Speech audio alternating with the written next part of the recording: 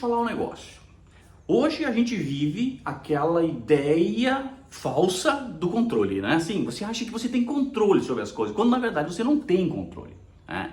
Eu acredito, eu me permito acreditar que eu tenho controle sobre a minha vida, só que na verdade eu não tenho, né? O único controle que eu tenho é o tipo de reação que eu vou esboçar a partir do descontrole que eu vivo em algumas áreas da minha vida, cara. Seja no relacionamento com a esposa, seja na educação dos filhos, seja no convívio familiar, no convívio dentro da tua casa, do teu prédio, do teu condomínio, da tua empresa, com os teus clientes, no aeroporto, na rodoviária, no trânsito, né?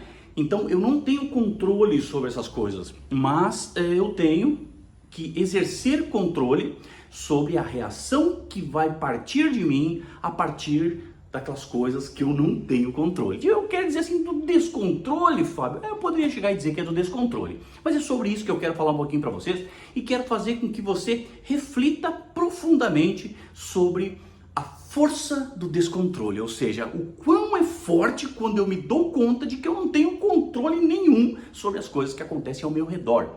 Por quê? Porque isso me leva a um estado, eu diria assim, de paz, né? Por quê? Porque um problema que não tem solução, o que diz mesmo? Solucionado está, não é assim que diz lá os pensadores, né? Então, quando eu olhar para as situações ao meu redor e eu perceber que eu não tenho controle sobre elas, automaticamente isso começa a projetar uma certa paz na minha vida. Por quê? Porque uma vez que as coisas não têm solução, então solucionadas elas estão. E existe um exercício que eu quero propor para você aqui, que ele é muito bacana. É o seguinte, tudo que acontece ao teu redor, você se pergunte o seguinte: cara, eu tenho controle sobre isso aí ou não? Ou seja, a minha ira, a minha raiva, a minha mágoa, a minha inveja, o meu nojinho, tudo, né?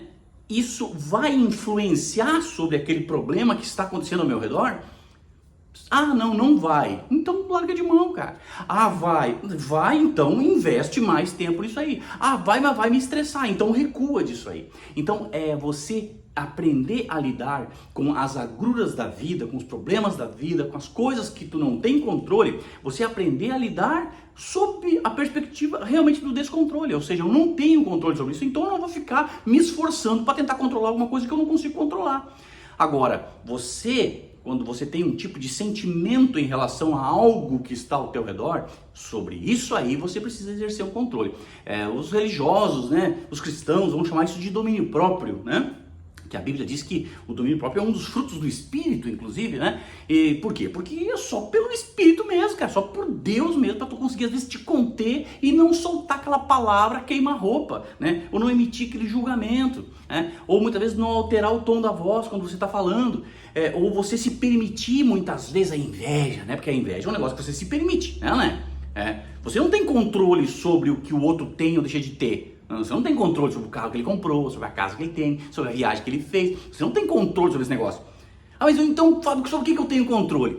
Você tem controle sobre o tipo de sentimento que você tem em relação àquela pessoa que está adquirindo aquelas coisas ali. Então é muito comum, inclusive, algumas pessoas chegarem a sentir raiva, né? Eu tenho um ódio daquele fulano, olha lá, trocou de carro de novo e eu com esse meu carro velho, né? Olha só que loucura, cara. Sabe? É aquela máxima de tu tomar um veneno e esperar que a pessoa morra, né? Porque às vezes a pessoa nem sabe que tu existe. E tu tá ali, irado, descontrolado com o negócio, né? Então, isso aí é um exercício maravilhoso que a gente pode fazer. O estoicismo nos ensina muito sobre isso. Se você não sabe o que é estoicismo, você pode dar uma pesquisada. Aqui no YouTube tem muito material sobre estoicismo, muito mesmo. Umas animações, uns desenhozinhos bem legais que explicam, né, de onde é que vem a base do estoicismo. Quem foi Marco Aurélio, um grande, considerado um dos últimos bons imperadores. Sêneca, né, que era um político, era um cara próspero e tal. Epíteto, que era um escravo. Então pensa em você aprender uma filosofia, né, que tem como base fundamental três nomes totalmente diferentes, né, três homens totalmente diferentes, né?